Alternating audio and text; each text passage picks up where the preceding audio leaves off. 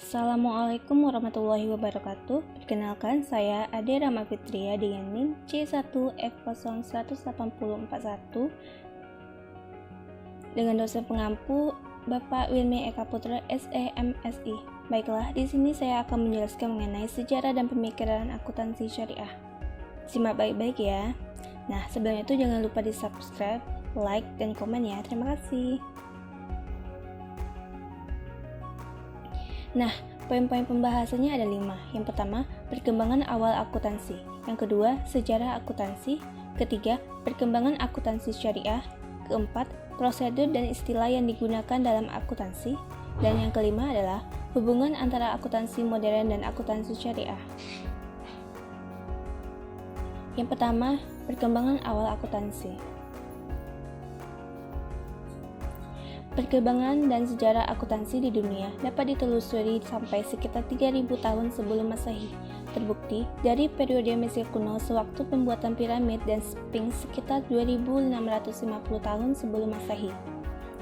Sejak 4000 tahun sebelum Masehi, di Babilonia telah terdapat catatan akuntansi di tembok-tembok yang dikemukakan pada reruntuhan dari zaman itu. Demikian pula pada zaman Yunani dan Roma kuno telah pula terdapat catatan akuntansi. Dan pada abad pertengahan di Italia telah terjadi kemajuan pada abad pertengahan ini, yaitu menimbulkan pusat-pusat perdagangan di Florence dan Venesia serta memerlukan teknik-teknik pencatatan tertentu. Poin kedua yaitu sejarah akuntansi. Di sini terdapat 3 poinnya.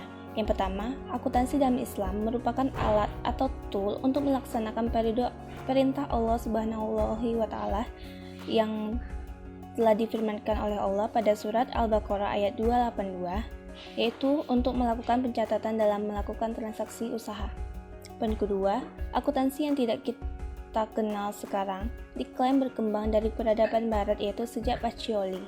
Yang ketiga, perkembangan akuntansi dengan domain atau arithmetic quality-nya sangat ditopang oleh ilmu lain, khususnya aritmatik, algebra, matematik, algoritma pada abad ke-9 Masehi.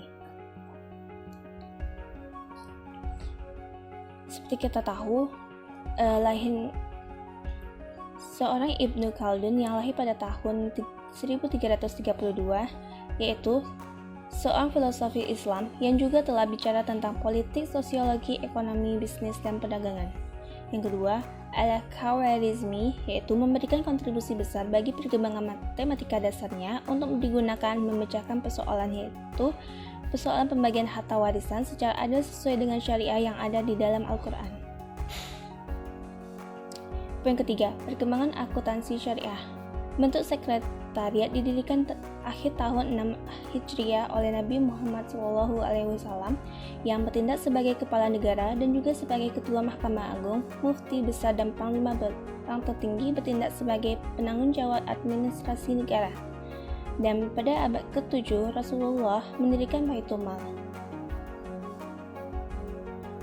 Akuntansi syariah di zaman Khalifah.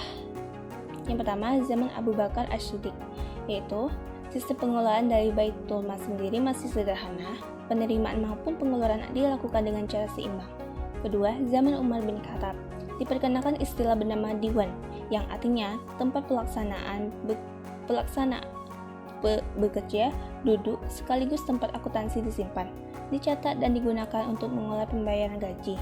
Yang ketiga, zaman Utsman bin Affan, diperkenalkan istilah bernama Kitabat al-Rasul wa Sirri yang artinya menjaga pencatatan rahasia. Yang keempat, zaman Ali bin Abi Thalib, dikenal sistem administrasi bernama Baitul Mal yang difokuskan terhadap lokal dan pusat yang berjalan dengan baik. Sementara untuk surplus sendiri dibagikan sesuai ketentuan dari Allah Subhanahu wa Ta'ala.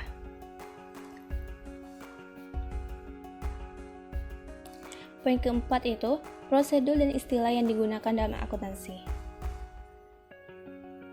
Nah, di sini ada 7 hal khusus dalam sistem akuntansi yang dijalankan oleh negara Islam sebagaimana dijelaskan oleh Al-Khwarizmi dan Al-Mazandarani.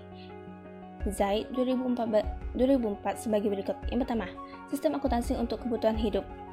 Yang kedua, sistem akuntansi untuk kontribusi merupakan sistem akuntansi untuk proyek pembangunan yang dilakukan oleh pemerintah. Yang ketiga, sistem akuntansi untuk pertanian. Yang keempat, sistem akuntansi gudang merupakan sistem untuk mencatat pembelian barang. Yang kelima, sistem akuntansi mata uang. Keenam, sistem akuntansi peternakan merupakan sistem untuk mencatat seluruh binatang ternak. Dan yang ketujuh, yang terakhir, yaitu sistem akuntansi perbendaharaan merupakan sistem untuk mencatat penerimaan dan pengeluaran harian negara baik dalam nilai uang atau barang. Nah, prosedur yang dilakukan adalah sebagai berikut. Yang pertama, transaksi harus dicatat setelah terjadi. Kedua, transaksi harus dikelompokkan berdasarkan jenisnya. Ketiga, penerimaan akan dicatat di sisi sebelah kanan dan pengeluaran dicatat di sebelah kiri. Keempat, pembayaran harus dicatat dan diberikan penjelasan yang memadai di sisi kiri halaman. Kelima, pencatat transaksi harus dilakukan dan dijelaskan secara hati-hati. Ketujuh, tidak diberikan jarak penulisan di sisi sebelah kiri dan harus diberi garis penutup. Selanjutnya, koreksi atas transaksi yang telah dicatat tidak boleh dengan cara menghapus atau menulis ulang. Terus, jika akun telah ditutup, maka akan diberi tanda tentang hal tersebut. Dan yang terakhir, seluruh transaksi yang dicatat di buku jurnal atau al-jaridah akan dipindahkan pada buku khusus berdasarkan pengelompokan transaksi. Poin kelima yaitu menjelaskan hubungan antara akuntansi modern dan akuntansi syariah.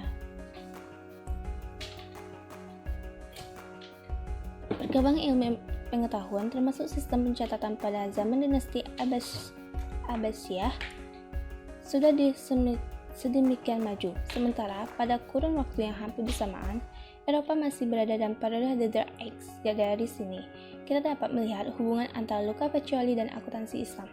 Penelitian tentang sejarah dan perkembangan akuntansi memang perlu dikaji lebih dalam lagi, mengingat masih dipertanyakan bukti-bukti otentik atau langsung terhadap hal tersebut bagaimana diungkapkan oleh Napier. Baiklah, sekian dari video saya. Wassalamualaikum warahmatullahi wabarakatuh.